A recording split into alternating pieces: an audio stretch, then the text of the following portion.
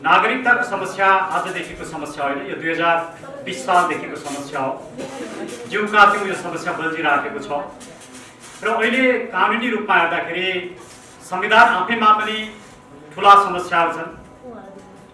नागरिकता ऐन 2063 मा पनि समस्याहरू छन् र अहिलेको जुन नागरिकता ऐनलाई संशोधन गर्न ल्याइएको विधेयक छ, यो विधेयकमा पनि समस्याहरू छन्। यी तीनटै समस्याहरू, संविधान, नागरिकता ऐन र विधेयक, यी तीनटैमा भएका समस्यालाई हामीले हेर्दाखेरि मूलतः 6वटा समस्या छन्। त्यसैमा म आफ्नो धारणा राख्न चाहन्छु। सबभन्दा पहिलो समस्या हाम्रो खुल्ला सिमानामा छ। खुल्ला सिमानाको कारणले जसरी खास गरी 1950 को ट्रिटलाई हेर्ने भने 1950 को ट्रिटीले नेपाल र भारत दुवैमा एकअर्काका नागरिकलाई एकअर्को देशमा आउन जान दिने, व्यापार व्यवसाय गर्न दिने, लगानी गर्न दिने कुराहरू जुन राख्यो, त्यसले सीमा व्यवस्थापन गर्न नपाइने भनेको थिएन। तर हाम्रो राजनीतिक परिवर्तन यस्तो रह्यो कि हामीले सीमा व्यवस्थापन कहिले पनि गरेनौँ। परिणाम भारतबाट नेपालमा आउने र नेपाली बनेर नागरिकता लिने एउटा अभियानै रह्यो। यसलाई दुईटा तथ्यहरूले प्रमाणित गर्छन्। एउटा तथ्य, यसभन्दा अगाडिका भारतका गृहमन्त्री राजनाथ सिंह, अहिलेका डिफेन्स मिनिस्टर राजनाथ सिंहले 2015 को सेप्टेम्बरमा के बोले भने नेपालको नागरिकहरूमध्ये 1/3 नागरिकहरू चाहिँ भारतीयहरूले नागरिकता लिएका छन् र अझै 40% नागरिकता लिन बाँकी छ र उनीहरूलाई नागरिकता दिनुपर्छ भने। र नेपालको संविधान जारी हुने क्रममा भारतले 7वटा बुदामा असहमति राख्यो। त्यसमध्येको 7औं बुदा नागरिकतासँग नै सम्बन्धित थियो। यो घटनालाई नेपाल सरकारले कहिले पनि गम्भीरतापूर्वक लिएन, खण्डन गरेन। यसले के देखाउँछ भने वास्तवमा राजनाथ सिंहले भनेको कुरा सत्य रहेछ भन्ने कुरो देखाउँछ। भने अर्को तथ्य के देखिन्छ भने 2032 सालदेखि 2063 सालसम्म आइसक्दाखेरि 1,05,00,000 मानिसले विभिन्न टोलीहरू मार्फत नागरिकता पाएका छन्। यो दुईटै घटनाहरू चाहिँ खुल्ला सिमानाको कारणले भएका घटनाहरू। त्यसैले म यसको व्याख्या गर्दिनँ। खुल्ला सिमानालाई हामीले जबसम्म व्यवस्थापन गर्न सक्दैनौँ, यो समस्या कुनै न कुनै रूपमा जिउका त्यौँ रहन्छ। त्यसैले नागरिकतासँग यो विशेष जोडिएको छ भन्ने मलाई लाग्छ। पहिलो। दोस्रो र गम्भीर समस्या के हो भने cut off date. Cut off date भनेको के हो भने हामी कोही पनि नागरिकता ऐन या पहिलोचोटि मुलुकमा नागरिकता दिने कानुन आएर नागरिकता नदिइन्जेलसम्म कोही पनि वैधानिक रूपमा नागरिक हुँदैन। हामी नेपालीहरू पहिलोचोटि कहिले नागरिक भयो भने 2020 सालको नागरिकता ऐन आएपछि हामी नागरिक भयौँ। तर त्यो नागरिकता ऐनले, यो नागरिकता ऐन प्रारम्भ हुनुभन्दा अगाडि नेपालमा जन्मेका र नेपालमा बसोबास गरेकाले नागरिकता पाउनेछन् भन्ने व्यवस्था गरिदिएको भए तीबाट कट अफ डेट सुरु। तर यसले खुल्ला गर्यो। त्योभन्दा पछाडि पनि जन्मका आधारमा, बसोबासका आधारमा नागरिकता पाउने कुरा रह्यो र 2015 सालसम्मको संविधानमा हामीले नागरिकताको कुनै व्यवस्था नै गरेनौँ। 2019 सालको संविधानले त्यही 2009 सालको कानुनलाई क्यारी गर्यो र खुल्ला व्यवस्था गर्यो, कट अफ डेटको व्यवस्था गर्यो। परिणाम त नेपालमा बसोबास गरेर नेपालमा जन्मेका व्यक्तिहरूले नागरिकता पाए र हुँदाहुँदै यो समस्या यति चर्को बन्यो कि 1,05,00,000 मानिसले नागरिकता पाए। 2047 सालको संविधान बन्दाखेरि त्यसले एउटा राम्रो काम गर्यो र त्यसले एउटा कट अफ डेट स्पष्ट रूपमा राख्यो। त्यो कट अफ डेट 2046 साल चैत वसान्तभित्रमा नेपालमा जन्मेका र नेपालमा बसोबास गरेका व्यक्तिले नागरिकता पाउँछन्।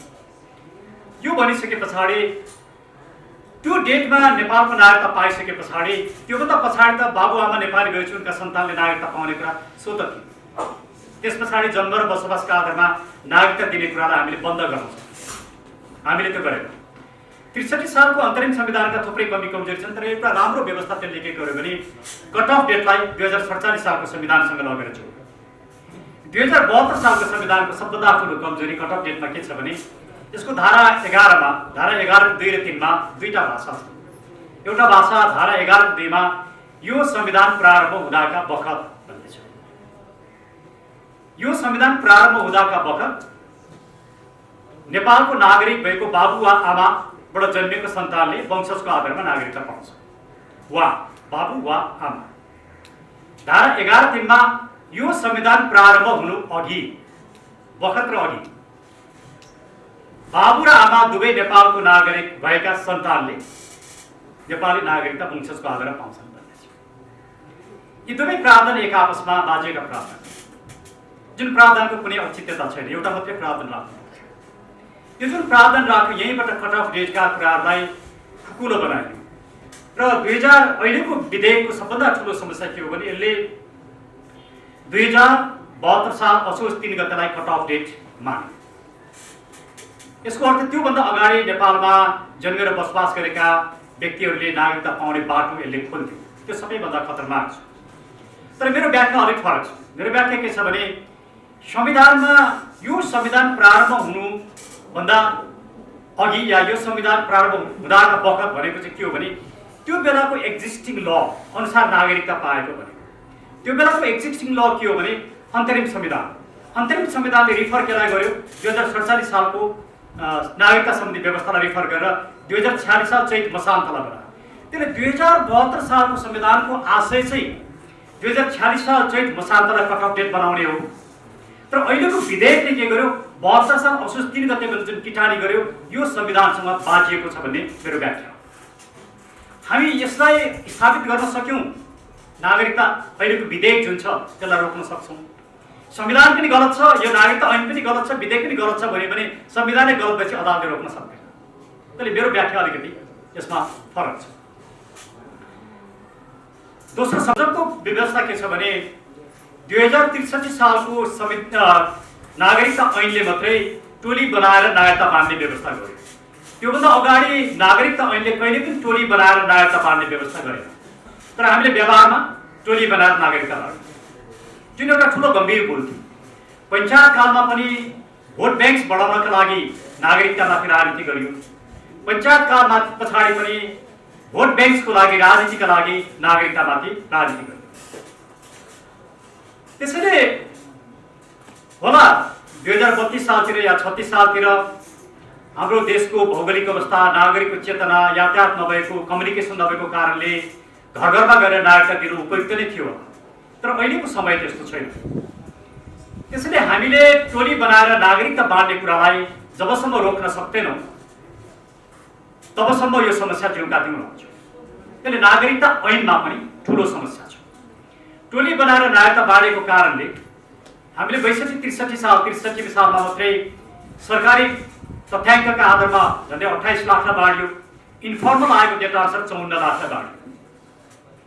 यो किसिमको दुर्भाग्य हामीले जुन बेहोर्नु परेको छ यसको नेपाली महिला नागरिकले विदेशीसँग विवाह गरेर उनका बालबच्चा विदेशीबाट भएका बालबच्चा नेपालमा बसोबास गरेको आधारमा उनीहरूले नेपाली नागरिकता पाउँछ। अर्थात् यसलाई हाम्रो आफ्नो भाषामा भान्जा भान्जीले नागरिकता पाउने भनेर हामी भन्छौँ। यो व्यवस्था आफैमा एउटा सिरियस ग्याप हो हाम्रो नागरिकतासँग सम्बन्धित लिगल रेजिममा। खालि यसको प्रयोजन के मात्रै हो भने नेपाली महिला नागरिकबाट जन्मिएका सन्तानले उसको बाबुको देशमा कानुन नभएको कारणले नागरिकता पाउन सकेनन् या अन्य कुनै कारणले नागरिकता पाउन सकेनन्, उनीहरू स्टेटलेस भयो भने त्यस्तो एउटा गम्भीर अवस्थामा राज्यले विचार गर्न सक्ने सम्भव। तर as a matter of right अधिकारको रूपमा नेपालको नागरिकता प्राप्त गर्ने होइन। हामीले वास्तवमा संविधानको धारा 11 को 7 लाई हेर्यौँ भने कहीँ सुशब्द रूपमा यो कुरालाई रोक लगाएको पाइन्छ। तर संविधानलाई जस्तो व्याख्या गरे पनि हुने किसिमको संविधान छ। प्रब्लम त्यहाँनिर छ र अदालतले कसरी व्याख्या गर्छ एकदम अदालत अनप्रेडिक्टेबल छ। हाम्रो कुनै पनि इन्स्टिट्युसन प्रेडिक्टेबल छैन, समस्या त्यहाँबाट सूचना हुन्छ। त्यसैले अहिले जसरी यो अध्यादेश लिएर आयो र नागरिकता ऐनको दफा 5 मा भएको दफा 5 को 2 मा भएको व्यवस्था छ यो साह्रै घातक हो। त्यसैले यो अङ्गीकृत नागरिकताको यो व्यवस्थाको बारेमा आम डिस्कोर्स हुन जरुरी छ र यो समस्या सम्बोधन हुनुपर्छ। त्यो भनेको के हो भने अनलेस स्टेटलेस हुने अवस्थामा राज्यले एउटा वैकल्पिक व्यवस्थासम्म गर्न सक्ने छ भन्ने हुन सक्छ, तर नागरिकता दिनुपर्ने कुरा अब्लिगेसन राख्न सकिँदैन। अङ्गीकृतको अर्को पाटो के छ भने नेपाली नागरिकसँग विवाह गर्ने विदेशी महिलाले नागरिकता पाउने कुरा। अहिले हामी मूलतः यही विषयमा विवाद गरिराखेका छौँ।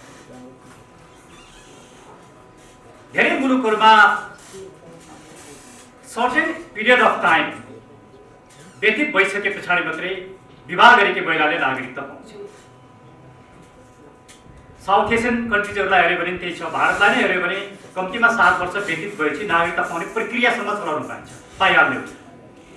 जापानमा जिन्दगीभर बसेर पनि पाइँदैन। यस्ता थुप्रै मुलुकका आफ्ना कुराहरू छन्।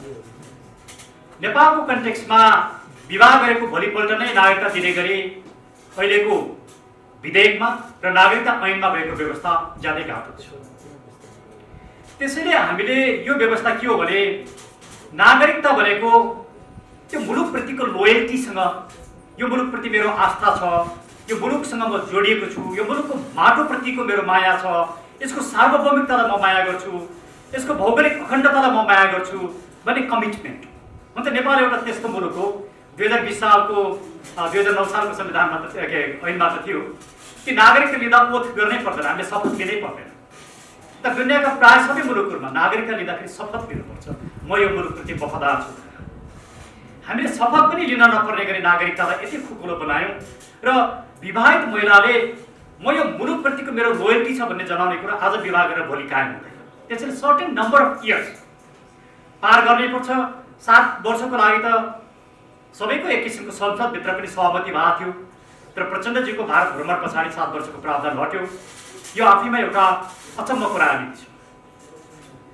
त्यसैले मलाई के लाग्छ भने कम्तीमा पनि 10 वर्ष नेपाली भाषा लेख्ने, बोल्ने, पढ्ने, नेपालप्रतिको लोयल्टी छ भन्नेको प्रमाण हुने जस्ता प्रावधान राखेर मात्रै नेपाली नागरिकसँग विवाह गर्ने विदेशी महिलालाई नागरिकता दिनुपर्छ। नागरिकता दिन भन्न पाइँदैन, ह्युमन राइट्सको भावलेसन हुन्छ, तर हामी एकदमै सचेत हुनुपर्छ भन्ने मलाई लाग्छ। चौथो समस्याको बारेमा। 5औं समस्या वंशजको नागरिकताको समस्या छ। वंशजको नागरिकताका केही पाटाहरू छन्। पहिलो कुरा त ओम सर यही हुनुहुन्छ। नागरिकताले पोलिटिकल राइट सिर्जना गर्छ, cultural right, economic right exercise गर्नलाई नागरिक बनिरहनै पर्दैन। त्यो जन्मसिद्ध अधिकार, त्यो कसैले खोज्नै सक्दैन। तर हामीले दुई किसिमका नागरिकता बनायौँ, एउटा पोलिटिकल राइट हुने नागरिक र अर्को साउथ एसियन कन्ट्रिजभन्दा बाहिर बस्ने, जहाँ धेरै ठुल्ठुला मान्छेका छोराछोरीहरू आफ्ना मान्छेहरू साउथ एसियन कन्ट्रीभन्दा बाहिर बस्छन्, युरोप अमेरिकातिर बस्छन्। उनीहरूले चाहिँ आर्थिक, सामाजिक र सांस्कृतिक अधिकार प्रयोग गर्ने, नागरिकता पाउने धारा 14 को व्यवस्था गरे। एक त यो व्यवस्था आफैमा विभेदकारी छ, डिस्क्रिमिनेटरी छ। दोस्रो, नागरिकतालाई दुईटा क्लासमा बाँडियो। तेस्रो, इकोनोमिक पावरलाई हेरियो र सर्टेन पोलिटिकल इकोनोमी, खास गरिकन मार्क्सिस्ट फिलोसफीमा पोलिटिकल इकोनोमीलाई हेरिन्छ। कसरी कानुन बन्छ, सर्टेन क्लासको राइटले कसरी प्रिजर्भ गर्छ भन्ने कुरालाई हेरिन्छ। त्यसैले यो पोलिटिकल इकोनोमीको आधारमा जसरी डिस्क्रिमिनेटरी किसिमको धारा 14 बनेको छ र यसले जुन किसिमको नागरिकता क्रिएट गरेको छ, यो आफैमा म यसमा सन्तुष्ट छैन।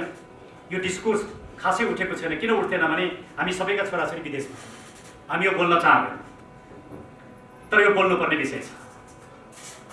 अर्को के छ भने वंशजको नागरिकता पाउँदाखेरि हो कतिपय यस्ता समस्याहरू छन्। आमा नेपाली छिन्, बाबुको टुङ्गो लागेको छैन, बाबु कहाँ छ थाहा छैन, छोराछोरीले नागरिकता पाएका छैनन्। यस्ता व्यक्तिले नागरिकता पाउनुपर्छ। अदालतले पनि थुप्रै निर्णय गरिसकेको छ। त्यो नियमित प्रक्रियाबाट नागरिकता पाउने कुरा हो। हामी नियमित प्रक्रियाबाट नागरिकता दिँदैनौँ अनि हामी टोली बनाएर नागरिकता बाँड्छौँ। अहिले पनि के भन्यो भने यो विधेयक ल्याउनु पछाडिको जस्टिफिकेसन 10 लाख मान्छेले नागरिकता दिइन्छ। कुन सोर्सबाट पत्ता लाग्यो कि को हुन् त? त्यो 10 लाख कहाँ छन्, को हुन्, के भएर चाहिँ 10 लाख नपाएका रहेछ, त्यो डेटा त आउनु पऱ्यो। मलाई लाग्छ केही हजार मानिसहरू मैले भनेको अवस्थामा छन्। आमा नेपाली छिन्, छोराछोरी छन्, नागरिकता नपाइसके पछाडि स्कुलमा एडमिसन हुन पाइँदैन, एक्जाम दिन पाइँदैन, ब्याङ्क खाता हुँदैन, जागिर पाइँदैन, लाइसेन्स पाइँदैन, एउटा अमानवीय जिन्दगी बिताउनु पर्छ। हामीले कसैलाई पनि यो रूपमा एउटा प्रेसर गर्न हुँदैन, त्यस रूपमा हामीले फोर्स गर्न हुँदैन, पुस गर्न हुँदैन। तर यसको अर्थ सेल्फ डिक्लेरेसन गरेरै वंशजको नागरिकता पाउने कुरा त्यति सजिलो पनि बनाउनु हुँदैन। फेरि वंशजको नागरिकता जस्तो विषयमा प्रत्येकचोटि कानुनमा परिवर्तन गरेर संशोधन गरेर खुकुलो बनाउने कुरा पनि उपयुक्त होइन। नेपाल कस्तो हाम्रो डिस्कोर्स कस्तो भयो?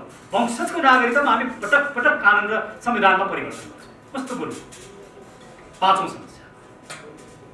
छैटौं समस्या संविधान आफै भित्रको समस्या। संविधानले नागरिकताको जुन रेजिम बनायो,